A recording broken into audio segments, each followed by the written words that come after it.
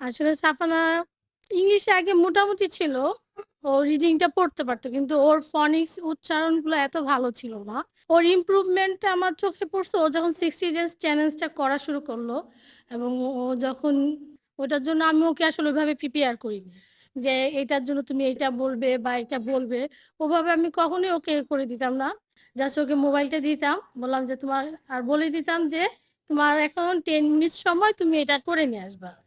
ওই ওর মতন করে করতো এবং দেখতাম যে ও এটার মধ্যে অনেক নতুন শব্দ ওয়ার্ড গুলো পড়তো। পরে দেখি যে না এগুলো আসলে ও ক্লাস থেকে তারপরে ওর আরেকটা একটু ইয়ে আছে যে ও আসলে টিভি দেখে ইংলিশ ভিডিওগুলো একটু বেশি দেখতো বা ইংলিশ কার্টুন বা এগুলা। এটাতেও ওর ইমপ্রুভমেন্ট হইছে। আর ওর স্পিচটা মূলত আমি দেখতে পেয়েছি ইমপ্রুভমেন্ট যখন ও 60 ডেজ চ্যালেঞ্জটা করলো। ১ম দিক থেকে লাস্টের দিকে যখন ও পিকচার ডিসক্রাইব গুলো করা শুরু করলো, তখন দেখলাম যে ও অনেক সুন্দর করে করছে। বলব যে এই চ্যালেঞ্জে 60 ডেজ চ্যালেঞ্জটা বাচ্চাদের জন্য খুবই একটা মানে ইমপ্রুভমেন্ট করার একটা খুব বড় একটা জায়গা।